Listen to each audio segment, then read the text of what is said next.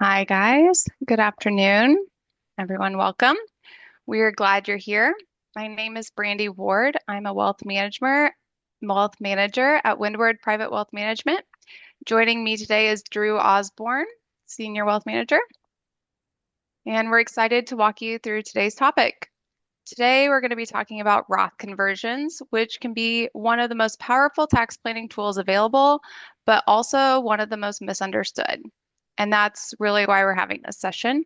At Windward, we take tax-focused approach to wealth management.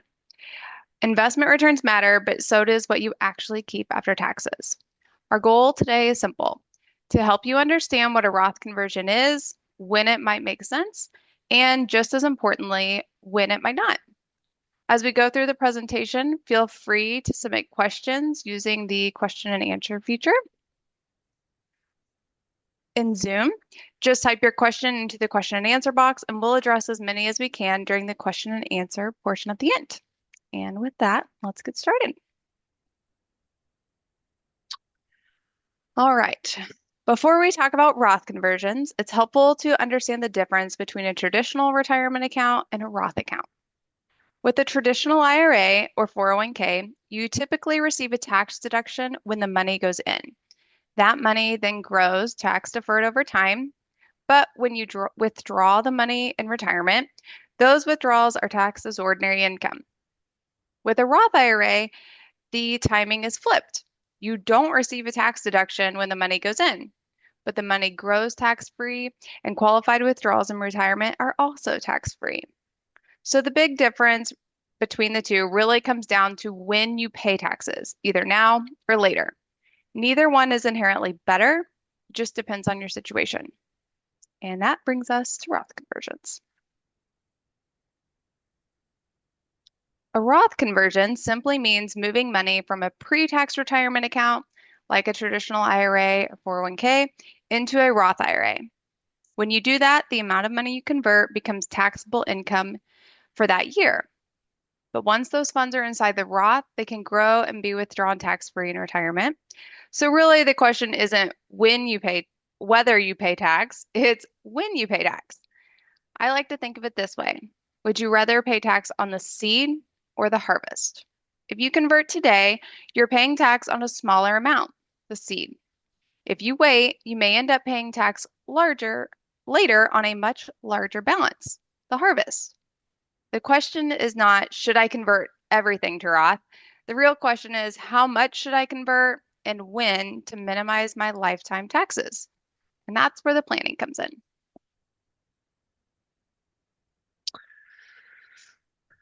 So I am Drew Osborne, Senior Wealth Manager, CEO here at Windward, and our team is passionate about helping clients develop a plan, avoid major mistakes, and save on taxes. So today's webinar fits really well with those goals. When it comes to who should consider a Roth conversion, some people make better candidates than others. First off, a person needs to have traditional IRAs or other pre-tax retirement accounts like a 401k. But with that out of the way, ideal candidate number one are retirees in gap years. These are often people who retire in their 50s, early 60s, any point in their 60s, or really at any age. And hopefully they have built up enough cash, savings accounts, CDs, taxable investment accounts to help cover living expenses for a year or multiple years in those early retirement years. They also may delay starting Social Security or if there are any pensions out there. And instead of starting Social Security early, they also get to grow that eventual benefit. And it means that their tax return may not have a lot of taxable income. When those things are true, they are the perfect candidate for partial Roth conversions because they may be able to convert from traditional to Roth IRAs in low income tax brackets. And we'll go over an example of this here in a bit, but this is our most common candidate for Roth conversions. Another candidate is a person in a low income year. So we have seen people across all age ranges, from as young as in their 20s all the way to clients in their 80s. They could be self-employed, people in sales, or job transitions with uncommon low income years. which provides a window to take advantage of low income tax rates. We've even had older clients who need long-term care be able to convert money to Roth IRAs. The year or years with high medical expenses may create significant deductions and room for Roth conversions at zero or low income tax rates. The other candidate are individuals with small or no IRA balances. So, a common situation with some clients is that they have retirement savings in their work plans, like a 401k, but they may have accumulated other IRAs previously. In that situation, if IRA balances are small, and small is going to depend on the specific situation, we've seen clients with 10,000, 20,000, or less in IRAs convert that full IRA balance to Roth IRA, even if they're in a high income tax bracket for that year, because by getting rid of all IRA balances, they may become a candidate for backdoor Roth IRAs for years to come. So Brandy's going to talk more about that um, backdoor Roth IRAs here in a few minutes. But there's also other people who might be a good candidate for Roth conversion. Some of these situations, are other reasons to consider it. So people who expect higher tax rates in the future could be good candidates for Roth conversion. This could be people with substantial retirement accounts like 401ks or traditional IRAs, or people who expect to inherit significant financial assets. In those situations, they may have higher income in the future with big required minimum distributions, especially if that stacks on top of other income sources like Social Security, pensions, interest, dividend, capital gains. But it also could be people who anticipate higher income tax rates in the future. Tax rates can change when Congress makes new tax law. Since the federal income tax was enacted back in 1913, the top marginal rate has ranged from 7% to as high as 94%. Mhm. So, if you are worried that tax rates could significantly go up in the future, that is another reason to consider converting some IRAs to Roth. Another candidate are legacy estate focused people. If it's highly likely that you have assets to pass along to family or other individuals, Roth IRAs make a very strong argument as the best assets to inherit. They're received by the beneficiary tax free, and they can generally stay in the inherited Roth IRA for up to 10 years, which means more opportunity for tax-free growth. The legacy benefit could also apply if the beneficiaries are expected to be in a high tax bracket. Any Roth conversion that you complete in a lower tax bracket really is like an additional you're welcome to the eventual beneficiary because you already paid the tax. You paid the income tax already and potentially in a lower tax bracket than the beneficiary. But if your legacy estate is going to charities, you may not want to do a Roth conversion because the charity doesn't get extra benefit from a tax-free Roth IRA. So that would be a good conversation with Windward to talk through your goals and your plans. Also, people with long time horizons are good Roth conversion candidates. The more time that funds are in a Roth IRA that they have to grow and compound, that makes Roth IRAs that much more valuable. I love that image Brandy showed earlier of the seed versus the harvest. That plentiful harvest sure would be nice. If that's Roth IRA funds, that can be part of your long-term financial plan. Windward, we have clients in their 30s and 40s, particularly who do partial Roth conversions if they have lower than normal income years to take advantage of low income tax rates and to get more money in Roth to invest for the long term. Final candidate are people concerned with Medicare and IRMA. So, retirees 65 and older's main health insurance program is Medicare. Base Medicare premiums are quite affordable, but if your income is over $220,000 for a joint couple, you'll start paying more for Medicare health insurance premiums. And those surcharges for the higher premiums are called IRMA, which stands for Income Related Monthly Adjustment Amount. And the premiums can get dramatically more expensive if your income is substantially higher. Monthly premiums of $202.90 in 2026 can go as high as $690 per person per month. And that's before any supplemental Medicare insurance premiums on top of that. So the more traditional IRAs that can get converted to Roth IRAs before Medicare age, the less income may be reported in those Medicare years because distributions from Roth IRAs are not included on Medicare IRMA calculations. Ultimately, there's all sorts of people who should consider Roth conversions, but there may be times when it may not make sense. That's right.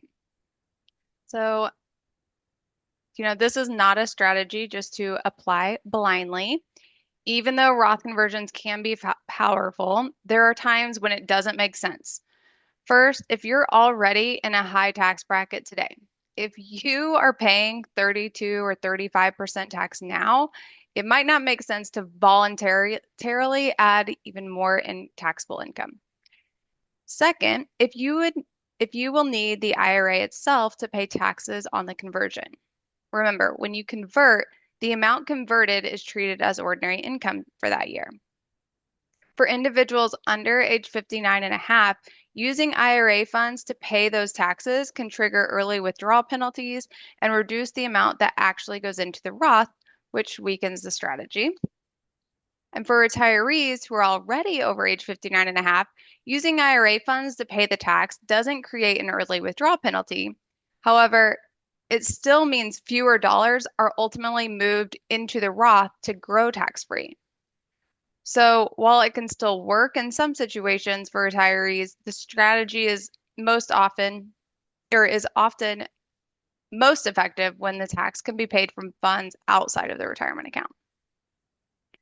Third, if you need the money soon, Roth conversions tend to work best when you give them time to grow, like Drew said. When you convert, you're paying taxes today in exchange for potential tax-free growth in the future. If you're planning to spend those dollars in the next couple years, you may not have enough time for that tax-free growth to really benefit you. In those situations, the math often doesn't work as well because you've accelerated the tax bill without getting much of the long-term benefit. So generally, Roth conversions are most effective when those dollars can stay invested for several years, allowing that tax-free growth to really compound. And as Drew mentioned earlier, for some people, it can make sense to consider Roth conversions before enrolling in Medicare because of how conversions can affect Medicare premiums. That's because Roth conversions increase your taxable income for the year, and Medicare premiums are based on your income 2 years prior. So a large conversion can sometimes push folks into a higher Medicare premium bracket. Now, that doesn't necessarily mean someone on Medicare can't benefit from a Roth conversion. It simply means that we need to be thoughtful about the size and timing of the conversion so we don't unintentionally increase Medicare premiums more than expected. In many cases, smaller, well-planned conversions can still make sense. It just requires a bit more coordination. So that's why we don't just do conversions, we model them, we look at tax brackets, Medicare thresholds, and future income so we don't create unintended tax consequences. Yes, exactly right. So that is the slide there on when it might not make sense, but it's important to kind of ask the question, how do we analyze Roth conversions? So, how do we, determine the right amount to convert? It starts with tax bracket management. In this visual example, this is a screenshot from Windward's financial planning software.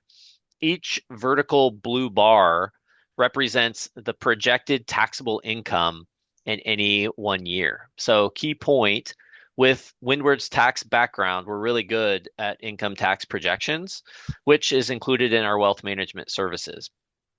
We analyze your taxable income for the year. Then determine how much room you have before hitting the next tax bracket.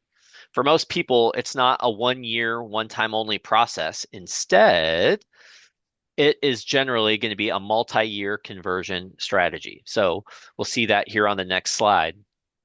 That many clients are going to benefit from splitting conversions across several years to spread the tax cost while minimizing lifetime taxes.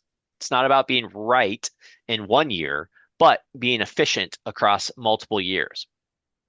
So in this example on the screen from our financial planning software, the client has income in 2026 between, and I'm going to see if I can use the screen here. So wish me luck.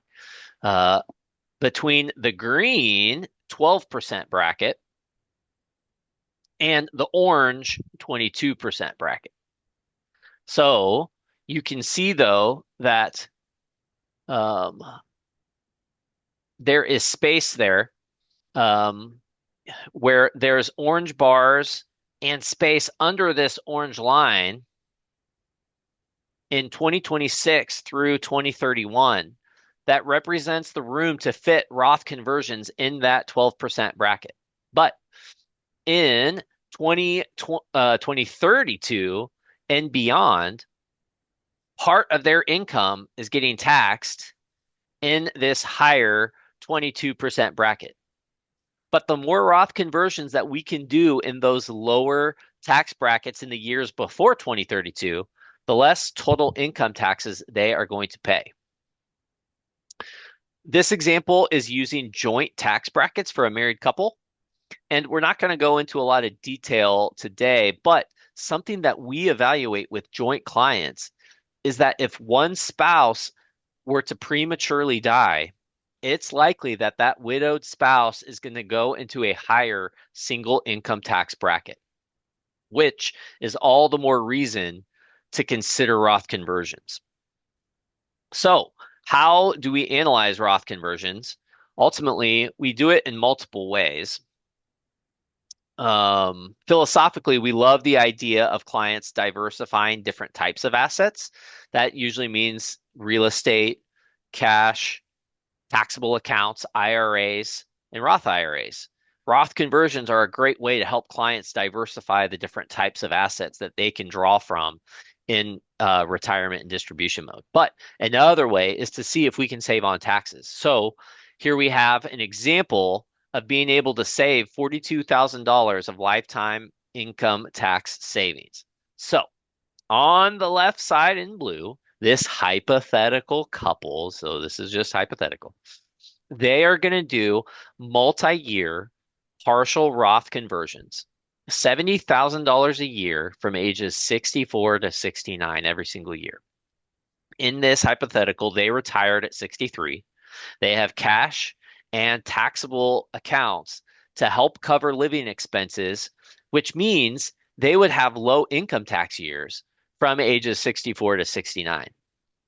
The total tax on 420,000 of Roth conversions over those 6 years would be about $71,400, which is a 17% combined tax rate. In this example, the couple delays their Social Security to start it at age 70. And now those benefits have significantly grown by waiting until 70. And they start taking IRA distributions in their 70s as they get to required minimum distribution age. So, with more income now in their 70s, it's pretty common that it could put their total combined federal and state income tax rate up to 27%. So, on the right in gray, if they didn't do Roth conversions of $420,000 in their 60s, and now they're trying to distribute IRA money in now a 27% tax rate, the total income tax could be more like $113,400. So $42,000 more in income taxes with no Roth conversions in their 60s and less Roth IRA assets. So tax savings aren't the only advantage, but we really do get specific with our clients to make sure they are saving taxes over their lifetimes. That's right. All right. Now let's shift gears a little bit and talk about a different strategy, kind of a different version of the strategy. This is for people who are still working and have higher incomes. If your income is above a certain limit, the IRS doesn't allow you to contribute directly to a Roth IRA, but there's still a legal workaround, often called a backdoor Roth. Here's how it works in simple terms. You make a contribution to a traditional IRA, but you don't take a tax deduction. Then you convert that contribution to a Roth IRA. If done correctly, this can allow high income earners to still get money into their Roth account each year. But, and this is very important, there is a catch. It's called the pro rata rule. The IRS looks at all of your IRA money as one big bucket.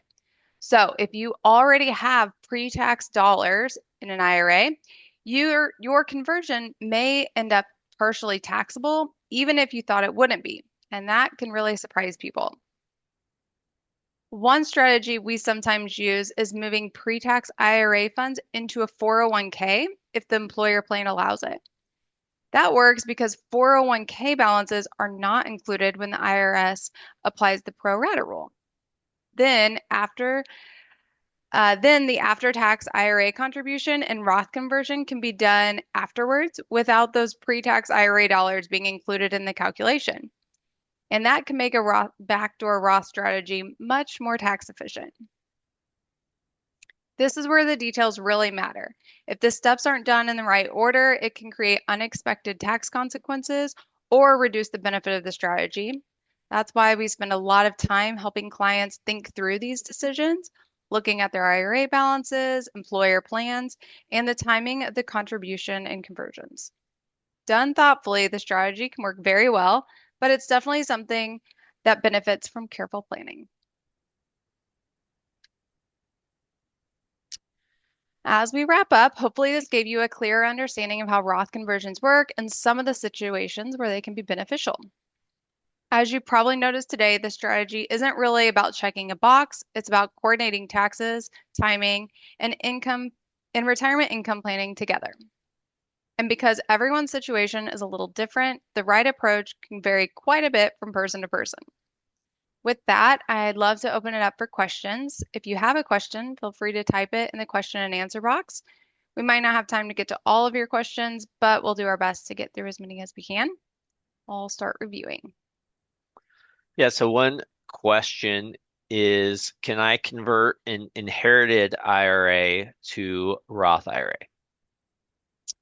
Which is a good question. So yeah, there are some folks who, have inherited an IRA themselves. And, the general rule is you need to take a required, distribution. And so it might be like, gosh, I'd rather this be in a Roth. On inherited IRAs, the general answer is no. You can't convert inherited IRAs to Roth IRA.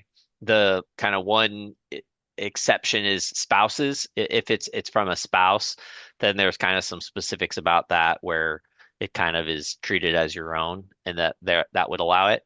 Um, we have folks on a similar vein. It may not be an inherited IRA, but once you get to if you have your own IRA and you get to required minimum distribution age, the question is, oh man, I have to take this money out of my IRA. Can I just convert it to Roth? And the answer is that required distribution cannot be converted to Roth. But above that, a lot of times in a year, if your required distribution is say $5,000, you need to take out that 5,000 and it can't go to the Roth. But you may say, well, I want to convert more because it fits into a tax bracket. That is allowed. You can still do it once you get to required minimum distribution age, but that first required distribution can't. Because Brandy, you see that with some folks. Yeah, I have clients who use that strategy, and it can be good while one spouse is at RMD age and the other isn't yet. The other is it's great for legacy planning. I have clients thinking more about the next generation. Yep. Another question, will a Roth conversion impact the taxability of my Social Security. Um, and the answer is it depends. Most of our clients are people who have income in a variety of ways. They might have interest income and dividends and capital gains. And for most folks with enough income, Social Security is mostly taxable. And there are some situations where if a person has no other income, their Social Security wouldn't be taxable.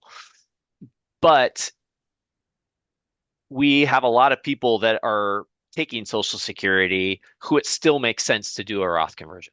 So each kind of Hmm. situation is going to be different. But if you've started Social Security, it doesn't preclude you from being able to do it. It's got to make sense based on kind of like the full uh, context of your situation. Yep. And that's with tax projections, we pay extra close attention to not just the total tax bill from a Roth conversion, but also is that bumping up how much of your Social Security is taxable and is it still worth it? Right. Yeah, no, that's right. Because we do get that sweet spot sometimes where people maybe don't have that much other income and their Social Security isn't being taxed. But if we add a Roth conversion, it's creating kind of a lot more income and a lot more tax. And it's tricky, Yep. but it's fun. We love that. Great. So, another question, what if future tax laws change? And I think about that in two ways. In one way, they will. Tax laws will change inevitably. The current tax laws that we have, they don't have an kind of an expiration date. Some other times there have been plans where it kind of needed to end and then the tax law would revert. But in this case, they're considered permanent, but inevitably we know that they can change it at any point. And one thing I think about is the fact that our current tax rates are pretty historically low. And so Hmm. if opportunity is there, I think it's a good time to consider it if it fits, for one thing. I've had some people also ask, just kind of curious, and it's like if I convert a bunch of money to Roth, is that at risk that the laws could change in the future on Roths, and like could those be taxable again? And obviously the future is unknowable, but I've never heard any legitimate concern or policy proposals about that kind of a thing. That the more you could get into Roth IRA, we think is just a good general idea if it fits because it's been taxed already. And so um, we think that's a very good thing.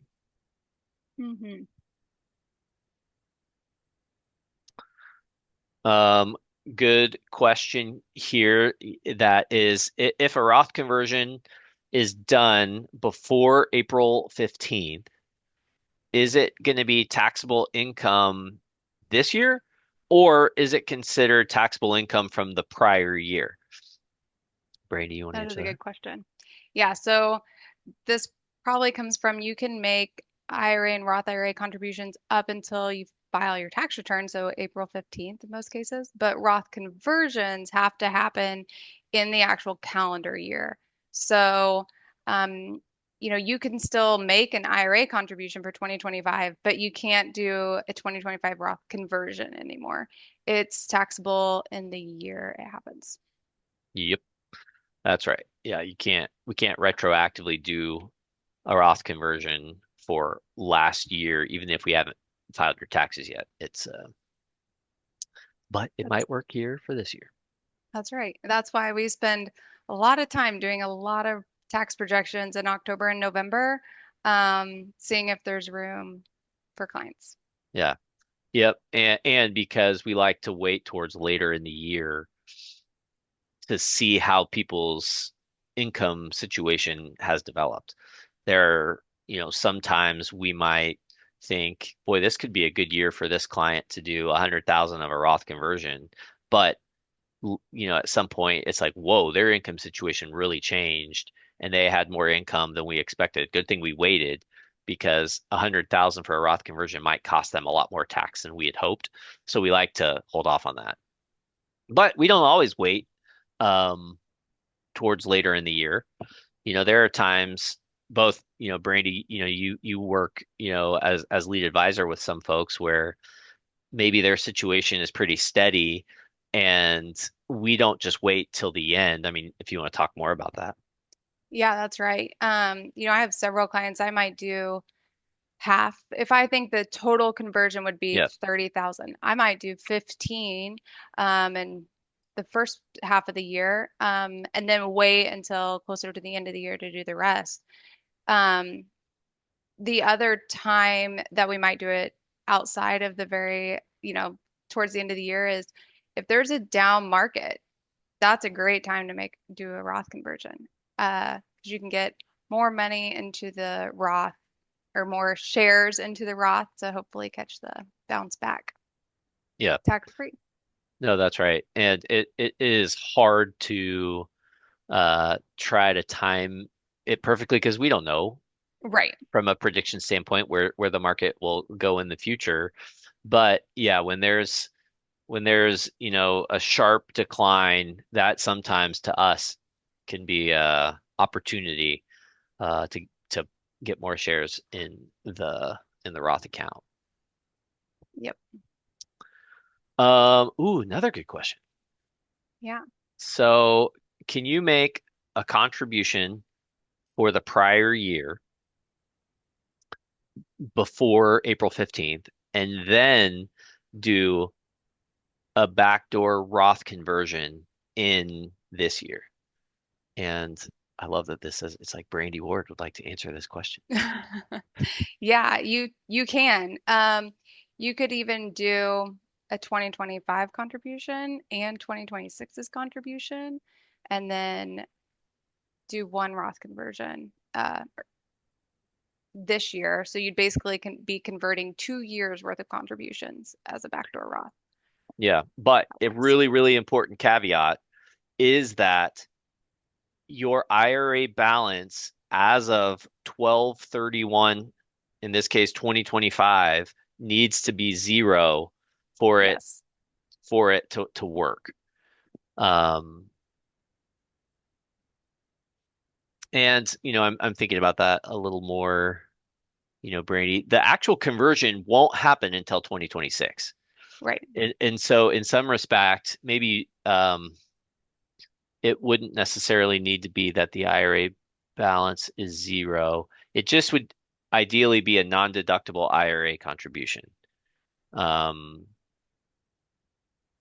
what else Yeah, is you there would to? still want the balance to be zero Yeah, essentially because otherwise that's where you'd be getting into the pro into rata that pro rule rata. That's right. um, that we try to avoid. Yep. And so really good question there. And uh, it we'd want to be careful with it. And so it would be something that would be good to kind of talk through. Which is partly to Yep. say, good question. Let's talk later, attendee. Um, That's right. yeah, All right. If we weren't able to get to your question today, please feel free to reach out. We'd be happy to continue the conversation with you. And if today sparked your interest, after the webinar, we'll be sending a link to our recent blog post where we dive more into Roth conversions. It's important to remember that Roth conversions aren't just a one size fits all decision. The right strategy really depends on your income, your retirement timeline, and your long term goals. At Windward, we build a personalized financial plan for every client. We model your income, test different conversion scenarios, and project how it will impact your lifetime taxes. If you'd like to see whether a Roth conversion makes sense for you this year, please reach out. We'd love to hear from you. Our goal is simple to help you make informed decisions and keep more of what you've worked so hard to build. Thank you again for spending part of your day with us. We hope this gave you a clearer understanding of how Roth conversions can fit into your overall plan, and we look forward to connecting with you soon. sure do. Thank you all. Thanks.